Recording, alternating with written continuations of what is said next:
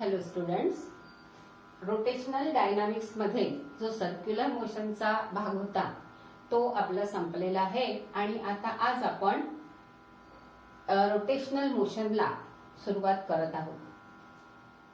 ह्या रोटेशनल मोशनचा अभ्यास करत असताना आपल्याला सर्क्युलर मोशनचा आधार घ्यावा लागतो. 11वी वर्गात आपण सर्क्युलर मोशन शिकत असताना angular displacement theta, angular velocity omega आणि अँग्युलर ऍक्सिलरेशन अल्फा ह्या गोष्टींचा अभ्यास केलेला आहे. आपल्याला माहिती आहे की लिनियर मोशन मध्ये आपण डिस्प्लेसमेंट हे साधारणतः x ह्या अक्षराने दाखवतो किंवा कधी कधी s ह्या अक्षराने सुद्धा दाखवतो. व्हेलॉसिटी जी आहे ती v ह्या अक्षराने दाखवतो आणि ऍक्सिलरेशन जे आहे ते a ह्या अक्षराने आपण दाखवत असतो. डिस्प्लेसमेंट एखाद्या वस्तूचं झालं असं आपण लिनियर किंवा ट्रान्सलेशनल मोशन मध्ये केव्हा म्हणतो? जेव्हा ती बॉडी आपली जागा बदलत असेल. If the object changes its position then there is a displacement, linear displacement. Similarly here in circular motion we know that there is a radius vector, and if there is displacement of the radius vector through some angle then the angular displacement theta is there. Then the another thing is velocity. Velocity म्हणजे काय? आपल्याला माहिती आहे की rate of change of displacement is known as velocity. Rate of change of linear displacement is known as linear velocity, whereas the rate of change of angular displacement is known as angular velocity. याबद्दल आपल्याला पूर्ण परिचय आहे. तसंच linear acceleration याचा जेव्हा आपण अभ्यास करतो तेव्हा rate of change of linear velocity is non as linear acceleration, हे तुम्हाला माहिती आहे. तसंच rate of change of angular velocity with respect to time is known as angular acceleration, आणि angular acceleration हे नेहमी आपण अल्फा ह्या अक्षराने दाखवत असतो, हे सुद्धा तुम्हाला माहिती आहे. आता आपल्या जवळ इतर अनेक इक्वेशन आहेत. जसं F is equal to ma हे इक्वेशन तुम्हाला खूप परिचित आहे. म्हणजे फोर्स बरोबर मॅस गुणिला लिनियर ऍक्सिलरेशन हे इक्वेशन तुम्हाला माहिती आहे.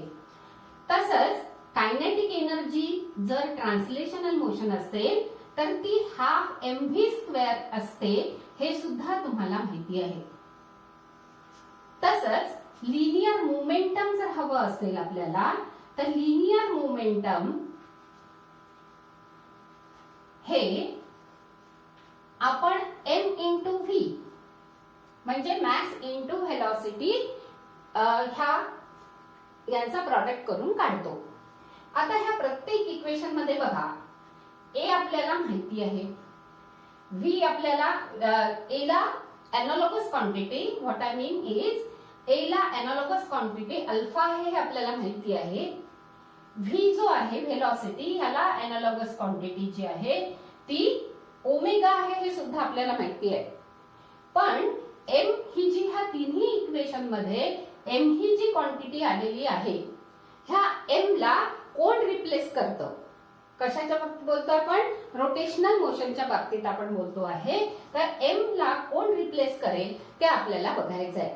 जसं लिनियर ऍक्सिलरेशनला अँग्युलर ऍक्सिलरेशन रिप्लेस करतं, म्हणजेच अँग्युलर ऍक्सिलरेशन आणि लिनियर ऍक्सिलरेशन ह्या एनालॉगस क्वांटिटीज आहेत असं आपण म्हणतो. They play the same role, तर आपण काय म्हणतो? They are analogous quantities. तसंच ह्या ठिकाणी व्हेलॉसिटी जी आहे लिनियर व्हेलॉसिटी ती एनालॉगस आहे अँग्युलर व्हेलॉसिटीला, किंवा अँग्युलर व्हेलॉसिटी ही लिनियर व्हेलॉसिटीला एनालॉगस आहे असं आपण म्हणतो. तर तसे त्याच पद्धतीने मॅसला एनालॉगस क्वांटिटी कोणती आहे? मॅस हे लिनियर किंवा ट्रान्सलेशनल मोशन मध्ये आपण कन्सिडर करतो आणि मॅस हे जेव्हा आपण या ठिकाणी आपण Newton's first law of motion बघितलेला आहे आणि त्या ठिकाणी आपण म्हटलेलं आहे की mass represents the inertia in the translational motion. आपल्याला तेच बघायचंय आता की जेव्हा आपण रोटेशनल मोशनचा अभ्यास करतो त्यावेळेला मॅसला कोण रिप्लेस करतं किंवा मॅसचा एनालॉगस काय आहे कशामध्ये, रोटेशनल मोशन मध्ये, ते आपल्याला बघायचं आहे. आणि त्याच्याकरता आपण काय करणार आहोत, कायनेटिक एनर्जीचं इक्वेशन आपण कशा करता, रोटेशनल मोशन करता जे आहे तर रोटेशनल कायनेटिक एनर्जी आपण आता आज काढतो आहोत. म्हणजे त्यावरून आपल्याला कळेल की मॅसला कोण आता रिप्लेस करणार. त्याच्यासाठी आपण काय करतो आहे तर आपण एक बॉडी कन्सिडर करून राहिलो आहे, रिजिड बॉडी कन्सिडर करतो आहे. आणि ही रिजिड बॉडी जी आहे ती कुठल्याही आकाराची असू द्या, त्याला काही स्पेसिफिक आकार असला पाहिजे अशी काही कंडिशन नाही. त्याचा एक ऍक्सिस ऑफ रोटेशन आपण कन्सिडर करतो आहे. हा ओ पॉइंट जो आहे त्या ओ पॉइंट मधून ऍक्सिस ऑफ रोटेशन पास होतो आहे. समजा हे पुस्तक म्हणजे रिजिड बॉडी जर कन्सिडर केलं तर आपण आपल्या सोयीनुसार कुठलाही ऍक्सिस ऑफ रोटेशन घेऊ शकतो. आता हा ऍक्सिस ऑफ रोटेशन ह्या वरचा जो पृष्ठभाग ह्या पुस्तकाचा आहे त्याला ह्या पॉइंट मध्ये सध्या काय करतो, इंटरसेक्ट करतो आहे. तर मला हे R1 R2 R3 मी काय दाखवलेलं आहे हे तुम्हाला समजावून सांगायचं आहे.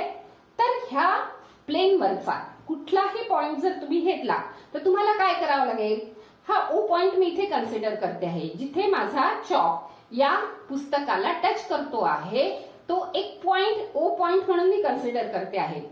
मग मला जर ह्या पुस्तकाच्या पृष्ठभागावरचे अनेक पॉइंट्स जे आहेत त्यांचं ऍक्सिस ऑफ रोटेशन पासूनचं जर अंतर काढायचं असेल तर मला काय करावं लागेल, तो पॉइंट आणि ऍक्सिस ऑफ रोटेशन हे जोडावे लागतील. म्हणजे मला ह्या पॉइंट पासून तर ऍक्सिस ऑफ रोटेशन पर्यंत परपेंडिक्युलर ड्रॉ करावा लागेल. आता हा जर पॉइंट घेतला तर मला असं काढावे लागेल, शिखला पॉइंट घेतला तर अशी रेष काढावी लागेल. ह्याच रेषा म्हणजे मी इथे दाखवलेल्या ह्या रेषा आहेत. M1 इथे पॉइंट आहे तर परपेंडिक्युलर डिस्टन्स M1 चं R1 आहे. कुठून, ऍक्सिस ऑफ रोटेशन पासून. ऍक्सिस ऑफ रोटेशन हा त्या प्लेन करता ओ ह्या पॉइंट मधून पास होतो आहे, म्हणून मी ही सगळी अंतरं जी दाखवली आहेत ती ओ पॉइंट पासून दाखवलेली आहेत. आता जर मला इकडचा एखादा पॉइंट बघायचा असेल, या पुस्तकाच्या मागच्या साईडनी जर एखादा पॉइंट बघायचा असेल तर मला तो ऍक्सिस ऑफ रोटेशन इकडे कुठे म्हणजे मागच्या साईडने कुठे इंटरसेक्ट करतो ते बघावं लागेल. आणि त्या ओडॅश पॉइंट पासून मला आता ह्या बाकीच्या सगळ्या पॉइंटची अंतरं मोजावी लागतील. म्हणजे ही अंतरं जी आपण मोजतो आहे R1 R2 R3 ही सगळी परपेंडिक्युलर डिस्टन्सेस आहेत. तर ह्या ठिकाणी हे महत्वाचं लक्षात घ्यायचं आहे तुम्हाला की ही रिजिड बॉडी जी आहे ती ओ ह्या पॉइंट मधून जो ऍक्सिस पास होतो आहे त्याच्या भोवती ओमेगा ह्या अँग्युलर व्हेलॉसिटीनी किंवा अँग्युलर स्पीडनी फिरत आहे, हे लक्षात घ्यायचं आहे. म्हणजे पहिली महत्वाची गोष्ट, we have considered a rigid body consisting of n number of particles having masses M1, M2, M3, M4, M5 up to Mn. So I have taken this mass M1 at a distance R1 from the point O or from the axis of rotation. The mass M2 is at a distance R2 from the axis of rotation. Mass M3 will be at distance R3 from the axis of rotation and so on, and the mass Mn will be at a distance Rn from the axis of rotation. जेव्हा आपण हे वेगवेगळे points या ठिकाणी consider करतो आहे तेव्हा जेव्हा ही बॉडी ही त्या ऍक्सिस भोवती फिरते तेव्हा समजा हे 12 लिहिलाय, हा एक पॉइंट आहे आणि S हा दुसरा पॉइंट आहे. तर नॅचरल आहे की हा 12 हा पॉइंट जो आहे हा पॉइंट हा ऍक्सिस ऑफ रोटेशन पासून जवळ आहे compared to as on the front side of the front page of this book. So it will revolve. When the body revolves about this axis of rotation, the point passing through S will be at larger distance from the axis of rotation and it will revolve along a circle having larger radius. But the particle here will move along a circle having small radius. The time required for one revolution will be the same for all the particles.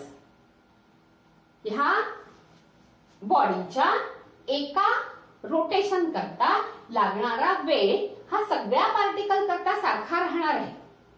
म्हणजे ह्या सगळ्यांकरता angular speed जी आहे ती सगळ्या particle करता सारखी राहणार आहे. कारण की एक पूर्ण रोटेशन होण्याला त्याला जो वेळ लागणार आहे, बॉडीला जो वेळ लागणार आहे तो सगळ्या पार्टिकल साठी सारखाच राहणार आहे. म्हणून त्याची अँग्युलर स्पीड किंवा अँग्युलर व्हेलॉसिटी ही सगळ्यांची सारखी आहे. पण लिनियर स्पीड मात्र ह्या प्रत्येकाची वेगळी आहे. जर इथे एखादा पार्टिकल असेल ह्या ओ पॉइंटच्या अगदी जवळ, तर तो कमी त्रिज्येच्या वर्तुळातून फिरणार आहे. पण ते जर दूर एखादा पार्टिकल असेल, अगदी बाउंड्रीवर एखादा पार्टिकल असेल, तर तो जास्त त्रिज्येच्या वर्तुळातून फिरणार आहे.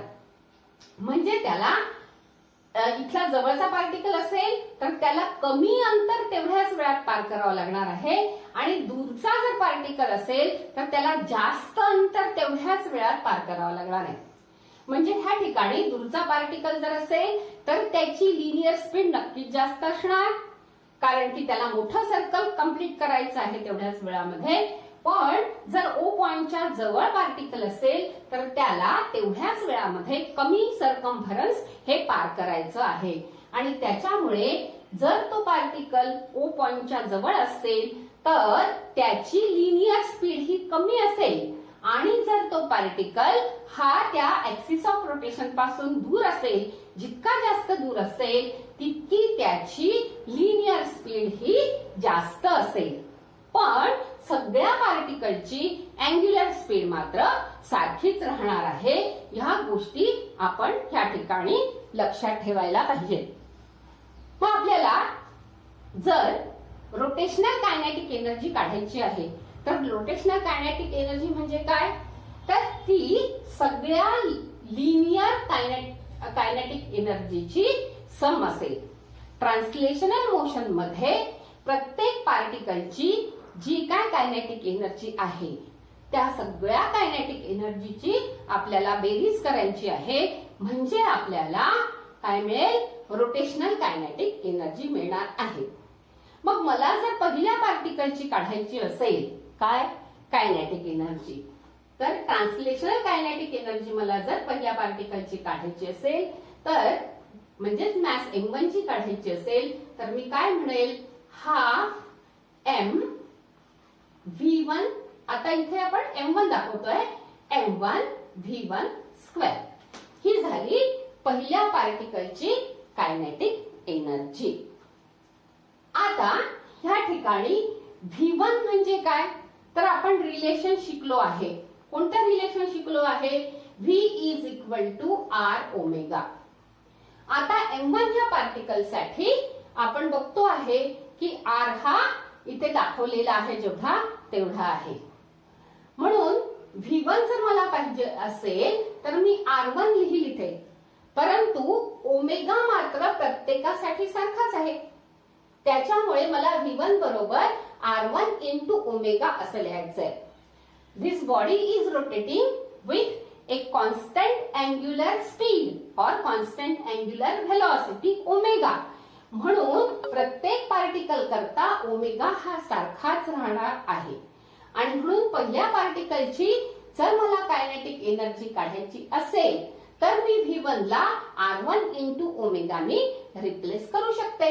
म्हणून मी पहिल्या पार्टिकलची कायनेटिक एनर्जी जर काढायची असेल मला, तर कायनेटिक एनर्जी ऑफ पार्टिकल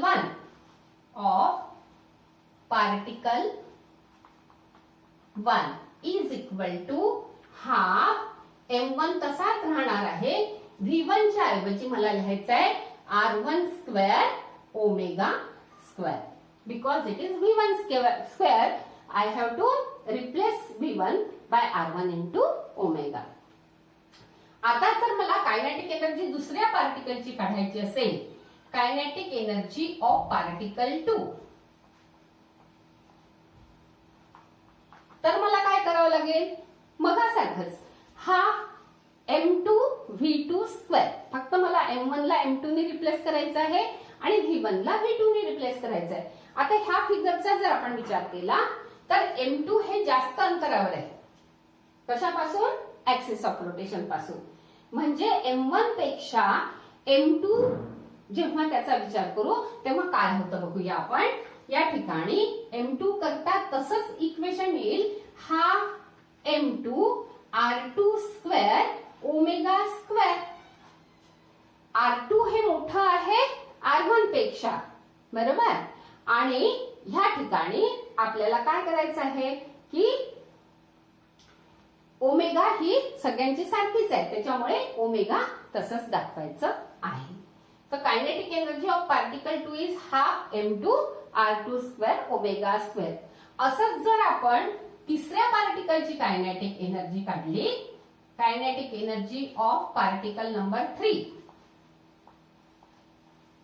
तर आपल्याला काय मिळेल? Half m3 r3 square omega square.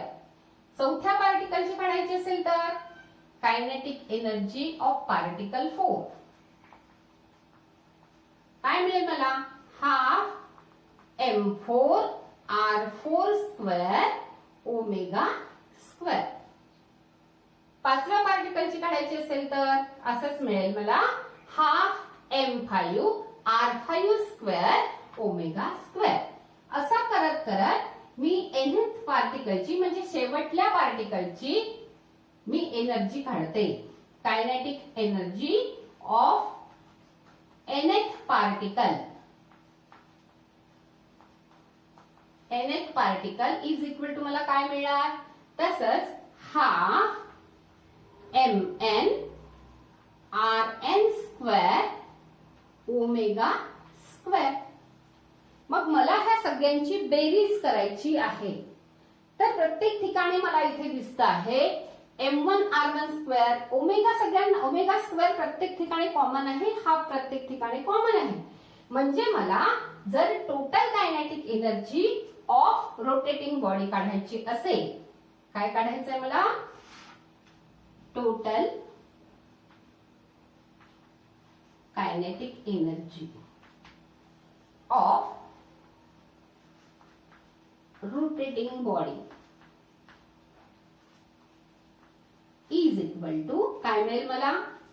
Half ब्रॅकेटच्या बाहेर येईल आणि मला मिळेल m1 r1 square plus m2 r2 square plus m3 r3 square plus m4 r4 square up to mn rn square.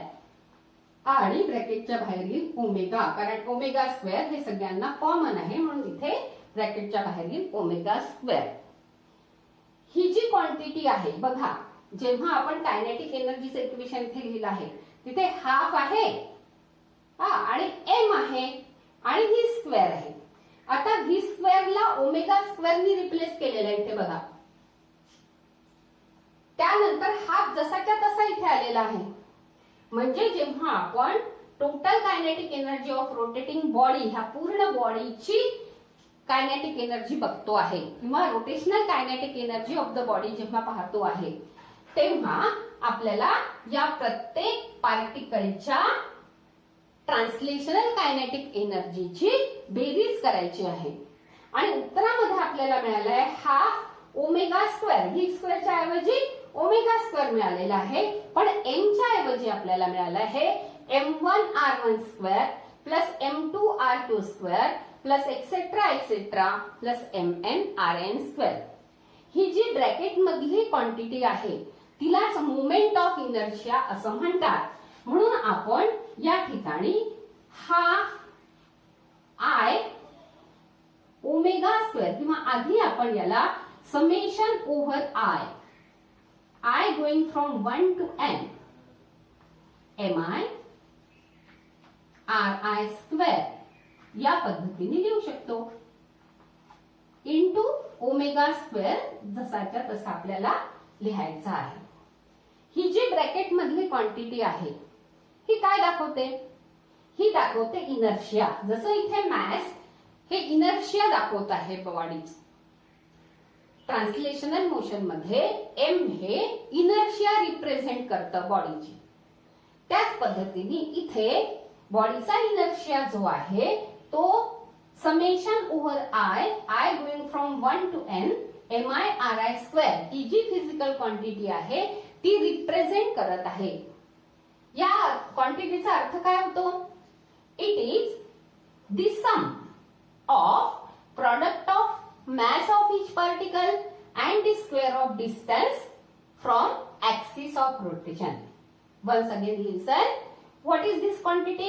It is known as moment of inertia. What is moment of inertia? From this equation, it is nothing but sum of the product of mass of each particle and its this perpendicular distance from the and square of its perpendicular distance from the axis of rotation. So this quantity is known as moment of inertia. Therefore, we write rotational kinetic energy is equal to half I omega square. So here, in place of mass, we have to write I, that is moment of inertia. So moment of inertia, or it is also known as rotational inertia. It is also known as rotational inertia or moment of inertia. It represents the inertia. Inertia means which the physical quantity which resists to the change in the state of that body. That is known as inertia. In case of rotational motion, the moment of inertia or rotational inertia represents the inertia of the body. So, for rotational kinetic energy, we have obtained rotational kinetic energy is now given by half I omega square. So you should remember this very well, that the rotational kinetic energy of rigid body, of what? Of a rigid body,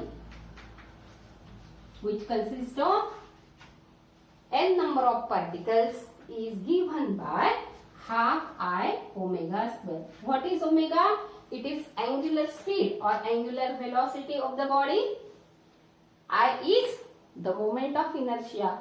So half I omega square is the equation for rotational kinetic energy of a rigid body.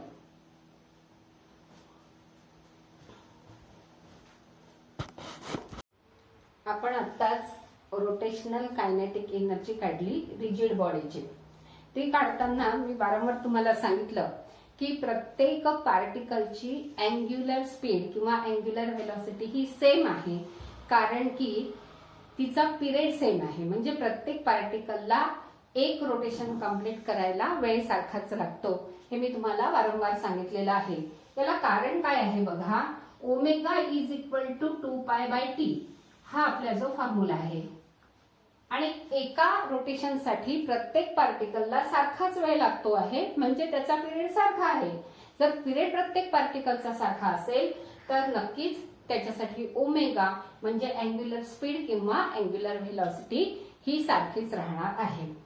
या ठिकाणी आणखीन एक गोष्ट सांगायची आहे तुम्हाला, ती अशी की आपण मोमेंट ऑफ इनर्शियासाठी फॉर्म्युला हा लिहिलेला आहे की it is the sum of the product of mass of each particle and the square of its perpendicular distance from axis of rotation. If the body consists of n particles, then the summation over I going from 1 to n, mi square gives us the moment of inertia. One thing you also must remember is that the axis of rotation is very important in this case. What is the meaning? Suppose this is the cylinder. या सिलेंडरचा जर आपल्याला moment of inertia काढायचा असेल तर बघा आपल्याला काय करायचं आहे, प्रत्येक पार्टिकलचं मॅस आणि त्याचं ऍक्सिस ऑफ रोटेशन पासूनचं जे परपेंडिक्युलर डिस्टन्स आहे त्याचा स्क्वेअर करून मॅस आणि स्क्वेअर ऑफ द डिस्टन्सचा प्रोडक्ट करायचा आहे.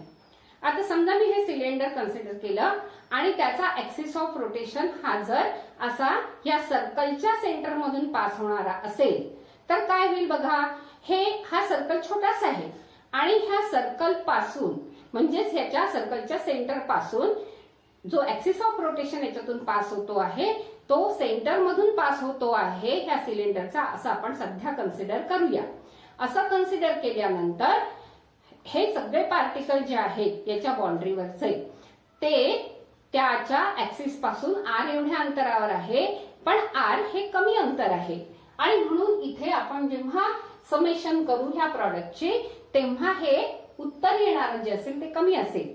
पण समजा आता आपण असं कन्सिडर केलं की ऍक्सिस ऑफ रोटेशन हा या सिलेंडरची जी लेंथ आहे त्याच्या सेंटर मधून पास होतोय, म्हणजे ऍक्सिस ऑफ रोटेशन असा आहे. एकूण लेंथ जर एल असेल तर आता बघा मॅस डिस्ट्रीब्युशन कुठपर्यंत झालेलं आहे, 0 to l/2 पर्यंत मॅस डिस्ट्रीब्युशन झालं आहे दोन्ही बाजूनी. म्हणून जेव्हा मला मोमेंट ऑफ इनर्शिया ह्याच सिलेंडरचा, त्याचं मॅस नाही चेंज झालेलं पण त्या पार्टिकल्सचं, वेगवेगळ्या पार्टिकल्सचं ऍक्सिस ऑफ रोटेशन पासूनचं अंतर चेंज झालेलं आहे. या ठिकाणी तुमच्या लक्षात येत आहे की ह्या रेडियस पेक्षा हे जे l/2 अंतर आहे हे नक्कीच जास्त आहे आणि म्हणून ह्या ठिकाणी जर मी मोमेंट ऑफ इनर्शिया ह्याच बॉडीचा, मॅस तेवढाच आहे पण त्या बॉडीचा जर मोमेंट ऑफ इनर्शिया मी वेगळ्या ऍक्सिस साठी काढला तर त्यावेळेला येणारं उत्तर म्हणजेच मोमेंट ऑफ इनर्शियाचं येणारं उत्तर हे वेगळं असेल. याचा अर्थ असा होतो की मोमेंट ऑफ इनर्शिया जो आहे एखाद्या बॉडीचा तो फक्त त्या बॉडीच्या मॅसवर अवलंबून नाही तर त्या मॅसचं distribution about the axis of rotation कसं झालेलं आहे यावर अवलंबून आहे. म्हणजेच distribution of mass over a large distance असेल, जसं इथे मी ऍक्सिस ऑफ रोटेशन दाखवलं होतं तुम्हाला, त्या l/2 अंतरापर्यंत होतं, तर ह्या वेळेला मोमेंट ऑफ इनर्शिया नक्कीच जास्त येणार. जर मी हा ऍक्सिस ऑफ रोटेशन कन्सिडर केला सिलेंडर करता तर ह्या करता मोमेंट ऑफ इनर्शिया हा कमीच येणार. आणि जर मी आता axis of rotation passing through it's one end along the length, the axis of rotation is perpendicular to the length and passing through its one end अशा पद्धतीने जर असेल तर नॅचरली आता काय होईल, आता तर mass distribution over a large distance होईल, एल एवढ्या अंतरापर्यंत मॅस डिस्ट्रीब्युशन होईल. म्हणजे आता पुन्हा मोमेंट ऑफ इनर्शिया ह्या केसपेक्षा सुद्धा जास्ती येणार आहे. म्हणजे याचा अर्थ मोमेंट ऑफ इनर्शिया जेव्हा आपण काढतो त्यावेळेला मॅस डिस्ट्रीब्युशन कसं आहे, ऍक्सिस ऑफ रोटेशन भोवतीचं डिस्ट्रीब्युशन ऑफ मॅस कसं आहे याच्यावर सुद्धा अवलंबून आहे. म्हणजे जर आपण लिनियर मोशनचा अभ्यास केला तर त्यावेळेला मॅस रिप्रेझेंट्स द इनर्शिया आणि मॅस हे प्रत्येक ठिकाणी बॉडीचं सारखंच असतं, ते बदलत नाही. म्हणजे दिल्लीला मोजलं काय किंवा यवतमाळला मोजलं काय किंवा धामणगावला मोजलं काय, बॉडीचं मॅस हे सारखंच राहतं. It does not change with the place.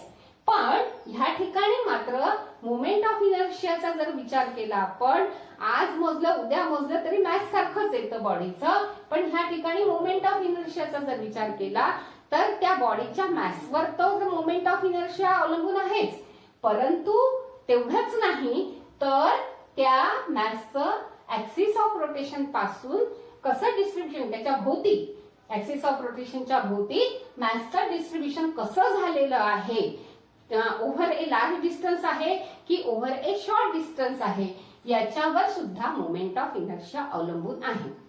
आता ह्या ठिकाणी आपण ती बॉडी n नंबर ऑफ पार्टिकल्सची बनलेली आहे असा विचार केला आणि मग त्याला आपण काय केलं, मग हा फॉर्म्युला लावला I is equal to summation over I going from 1 to n mi square. हा फॉर्म्युला लावला म्हणजेच काय, m1r1 square plus m2r2 square plus m3r3 square plus m4r4 square plus mnrn square. असं जेव्हा आपण करू तेव्हा त्या बॉडीचा आपल्याला एकूण मोमेंट ऑफ इनर्शिया मिळणार आहे. आता या ठिकाणी आपण बॉडी ही पार्टिकलची बनलेली आहे असं कन्सिडर केलेलं आहे. पण आपल्याला सोयीस्कर फॉर्म्युला कोणता आहे, तर जर बॉडी ही होमोजिनियस असेल आणि ती बॉडी अशी असेल की मॅथेमॅटिकली इंटिग्रेबल मॅस डिस्ट्रीब्युशन असेल बॉडीचं, तर त्यावेळेला आपण हा जो फॉर्म्युला आहे हा चेंज करू शकतो, तो इंटिग्रेशनच्या फॉर्म मध्ये घेऊ शकतो.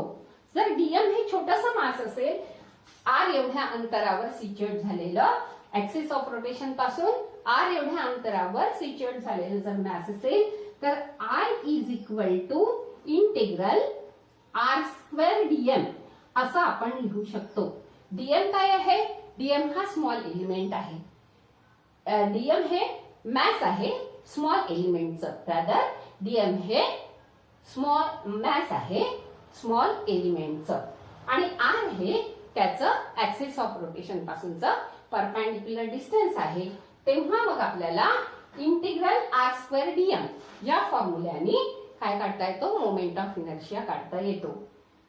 जनरली सिमेट्रिक बॉडीज ज्या आहेत त्यांच्याकरता आपल्याला हा फॉर्म्युला वापरता येतो.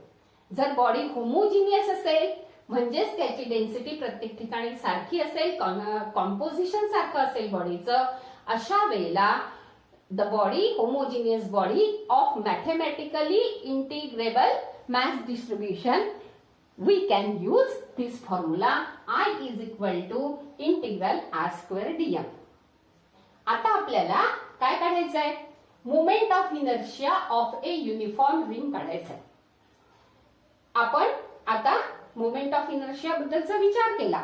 आता आपल्याला हे जे काय नॉलेज आपण मिळवलेलं आहे त्या नॉलेजचा वापर करायचा आहे आणि moment of inertia of a uniform ring काढायचं आहे की जे खूप सोपं आहे, साधं आहे, सिंपल आहे. आता रिंग म्हणजे काय याची डेफिनेशन तुमच्या पुस्तकामध्ये दिलेली आहे. काय डेफिनेशन आहे, an object is called a uniform ring. आपण त्या वस्तूला युनिफॉर्म रिंग केव्हा म्हणू शकतो, जेव्हा if its mass is situated uniformly on the circumference of a circle. जर त्या रिंगचं मॅस जे आहे ते युनिफॉर्मली सिच्युएट झालं असेल, कुठे, along the circumference of a circle.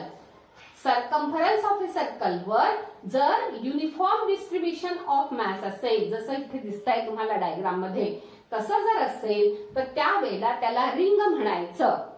तुमच्या टेक्स्टबुक मध्ये जर रिंगची, युनिफॉर्म रिंगची डेफिनेशन दिलेली आहे तर परीक्षेत सुद्धा तुम्हाला युनिफॉर्म रिंगची डेफिनेशन ही विचारू शकतात.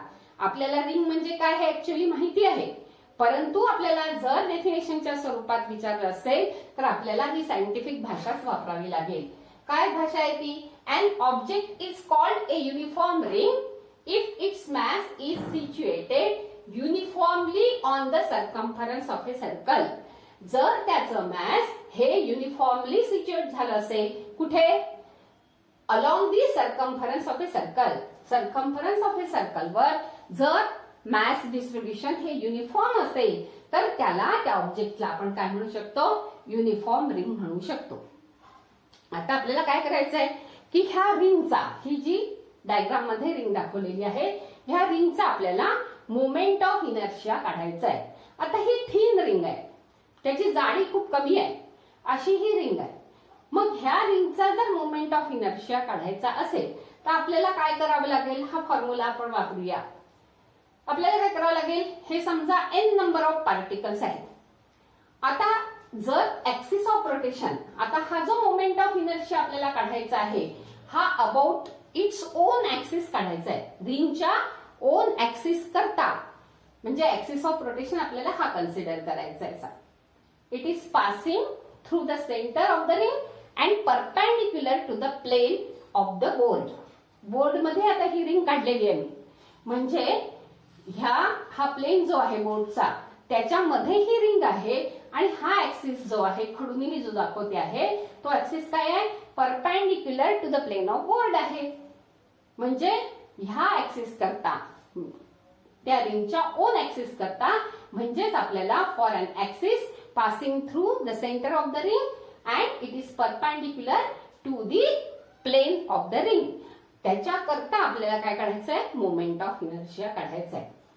आता आपण जर ह्या फॉर्म्युल्याचा विचार केला तर आपण समजा असं समजलो की एन पार्टिकलची रिंग बनलेली आहे, तर मी काय करेल, मोमेंट ऑफ इनर्शिया काढायचा असेल मला तर मी काय करेल, I is equal to M1 लिहील, R1 स्क्वेअर लिहील. आता R1 R2 वेगळे आहेत का बघा बरं.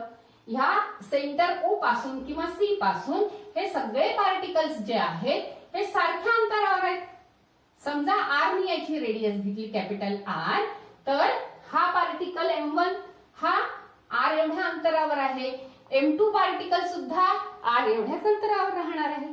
आणि त्याच्यामुळे मला काय करायचं आहे, M1 R square plus M2 R square plus M3 कसं लिहील, M1 R square plus M2 R square plus M3 R square plus Mn R square, अशा पद्धतीने मी लिहिणार. आता R स्क्वेअर सगळीकडे कॉमन आहे, म्हणजे मी काय करणार, M1 plus M2 plus M3 plus M4 plus M5 plus Mn bracket complete into R square लिहिणार. आता M1 plus M2 up to Mn हे काय आहे, हे एकूण मॅस आहे बॉडीचं, म्हणजेच या रिंगचं मॅस आहे. M1 M2 M3 हे काय आहे, mass of the different particles of the ring. म्हणजेच मी जर यांची ऍडिशन केली तर मला काय मिळणार आहे, मला मिळणार आहे total mass of the ring. आणि ते जर मी कॅपिटल M नी दाखवलं असेल तर मला फॉर्म्युला काय मिळणार आहे, I is equal to M into R square. म्हणजे रिंग करता मला फॉर्म्युला काय मिळतो आहे, moment of inertia of a ring about an axis, about its own axis किंवा about an axis passing through its center and perpendicular to its plane is equal to mr square.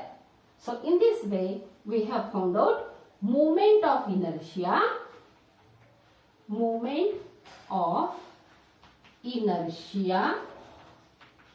of a ring about an axis passing through its center, passing through its center and perpendicular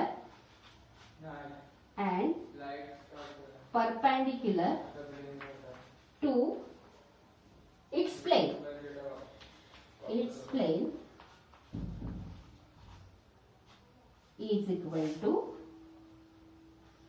I is equal to mr square.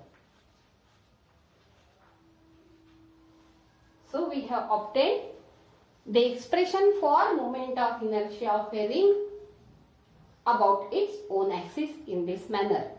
You should remember this formula for the solving of numericals and for calculating the different types of moment of inertia for the ring about different axes that we are going to learn in the next lessons. But the next lesson will be about the moment of inertia of a disc about its own axis. So, thank you.